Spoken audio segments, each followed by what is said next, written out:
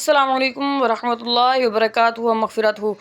अल्हम्दुलिल्लाहि रब्बिल आलमीन वस्सलातु वस्सलामु अला सय्यिदिल अंबियाइ वल मुरसलीन अम्मा बअद फ़अऊज़ु बिल्लाहि मिनश शैतानिर रजीम बिस्मिल्लाहिर रहमानिर रहीम। आज का हमारा सबक नंबर 17 मद्दात है, यानी हम देखते हैं कि हर कलिमे में कौन कौन सी मद लग रही है और कौन कौन सी मद को कितना खींचना है। ये बाकी लेक्चर्स में मैं पूरी डिटेल दे चुकी हूँ। अब यहाँ पर हम देखते हैं कि इसमें इस कलिमे में कौन सी मद है और इस मद को पहचान कर या जितने कवायद हम पीछे 17 असबाक पढ़ चुके हैं उनमें हमने जितने भी कवायद पढ़े हैं वो सारे इसमें से कौन कौन से उन कवायद में से कितने कवायद इस एक कलिमे में आ रहे हैं, फिर उसी के मुताबिक तजवीद करते हैं। यहाँ पर देखें या उलिल अलबाबी, यहाँ पे है जो या है ये अलग है। ये जो अलिफ है ना, ये अलिफ हम हमज़ा बना लेते हैं क्योंकि अलिफ के ऊपर जब कोई हरकत होती है, ज़बर ज़ेर पेश, खड़ा ज़बर खड़ा ज़ेर उल्टा पेश, कोई भी हरकत हो या जज़्म हो तो उसको हम अलिफ नहीं पढ़ते, हम उसे हमज़ा पढ़ते हैं। इसलिए अब ये अलिफ नहीं, ये हमज़ा है। और ये जो है ना ये या ये अलग है। यूँ समझो ये या लिखा है और ये वाला हमज़ा अलग लिखा है, लेकिन इसका लिखने का तरीका ये है क्योंकि खड़ी हरकत जो होती है ना वो हुरूफ़ मद्दा के कायम मुकाम होती है। या अलिफ से पहले ज़बर होती है तो ये खड़ी हरकत है। या खड़ी हरकत में मतलब खड़ा ज़बर, तो जो खड़ा ज़बर होता है वो अलिफ मद्दा के कायम मकाम होता है, जो खड़ा ज़ेर होता है वो या मद्दा के कायम मकाम होता है, और जो उल्टा पेश होता है वो वाव मद्दा के कायम मकाम होता है। और यहाँ पर या जो है ये अलिफ मद्दा के कायम मकाम है, इसलिए यहाँ पर यानी समझो हम कहेंगे कि हुरूफ़ मद्दा के बाद हमज़ा उसी कलमे में हो या उली में हमज़ा है तो वहाँ पर मद्दे मुत्तसिल लगी जाती है, और यहाँ पर हम मद्दे मुत्तसिल कहेंगे। और यहाँ पर हम जो है मद्दे मुत्तसिल को 2 अलिफ की मिकदार खींच कर अदा करते हैं, और मद्दे मुनफसिल को भी। यहाँ पे मद्दे मुत्तसिल है। और यहाँ पे अल बाबी में अलिफ मद्दा के बाद जो सुकून है वो आर्जी है, और जब हरूफ आर्जी मतलब वक्फ करने की वजह से वो साकिन हो जाए, हर्फ साकिन का मतलब होता है उसके ऊपर जज़म लग जाए, ज़बर ज़ेर पेश ख़त्म हो जाए तो वो साकिन हो जाता है। जब हर्फ वक्फ लगने की वजह से खुद हम साकिन करते हैं, यानी वो इस पर खुद से साकिन, ये खुद साकिन इस पर नहीं लगी जज़म, हम इसे खुद करेंगे तो वहाँ पे हरूफ मद्दा के बाद जब हर्फ खुद ब खुद हम साकिन करें तो वहाँ पर मद्दे आरिज़ हो जाएगा, क्योंकि हरूफ मद्दा के बाद अगर सुकून आर्जी हो तो मद्दे आरिज़ होता है, और इसको 3 अलिफ की मिकदार खींच कर अदा करते हैं। यानी हम 1 3 2 1 कोई भी अलिफ हमें अपनी मर्ज़ी के मुताबिक 3 अलिफ की मिकदार तक हम पढ़ सकते हैं। बिस्मिल्लाहिर्रहमानिर्रहीम। या खड़ा ज़बर या, हमज़ा पेश ऊ, ये जो वाव है ना ये खामोश रहेगा, और ये जो या है या भी खामोश रहेगा, और ये अलिफ है ये भी खामोश रहेगा। ये तीनों वाव, ये वाली या उली में और ये वाला अलिफ, ये तीनों खामोश रहेंगे हिजे करते वक्त, और वहाँ दोनों हालतों में हम इन्हें नहीं पढ़ेंगे, हम इसे पढ़ेंगे या ऊ हमज़ा पेश ऊ, या ऊ लाम लाम ज़ेर लिल, या उलिल हमज़ा ला। ये अलिफ को मैंने कहा हमज़ा पढ़ेंगे क्योंकि इसके ऊपर कोई हरकत आ जाए तो हमज़ा हो जाता है। हमज़ा लाम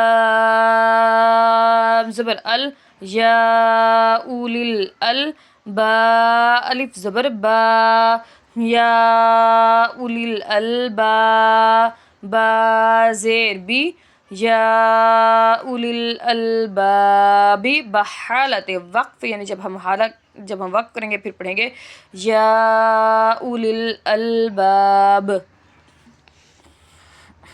और यहाँ पर हमने कलकला इसलिए किया है क्योंकि ये जब बा है बार कलकला में से, और जब ये साकिन हो जाता है तो इसमें कलकला खूब ज़ाहिर होता है। और यहाँ पर हरूफ मद्दा के बाद यानी अलिफ मद्दा, अलिफ से पहले ज़बर अलिफ मद्दा, हरूफ मद्दा के बाद हमज़ा उसी ही कलमे में हो यानी बाकी कलमा ना हो तो वहाँ पर मद्दे मुत्तसिल लगती है, और वाव मद्दा के बाद सुकून जो है वो आर्जी है, इसलिए यहाँ पर मद्दे आरिज़ भी लग रहा है। यहाँ पे मद्दे मुत्तसिल है क्योंकि एक ही कलमा या तसाअलूना का एक मायना है, ये कलमा अलग-अलग नहीं है, और यहाँ पर सुकून आर्जी लग रही है, यहाँ पर भी फिर मद्दे आरिज़ लग जाएगी, इसलिए हम इसे मद्दे आरिज़ भी कहेंगे। और इसे आपने सीन नहीं पढ़ना, अक्सर पढ़ते हैं सीन, सीन की आवाज़ नहीं आनी चाहिए, सी होता है सीन। या ज़बर या, ता ज़बर ता, या ता सीन, अलिफ ज़बर सा, या ता सा, हमज़ा ज़बर आ, या ता सा आ, लाम वाव पेश लू, یتساءلون نون زبر نا یتساءلون بحالت وقف یتساءلون.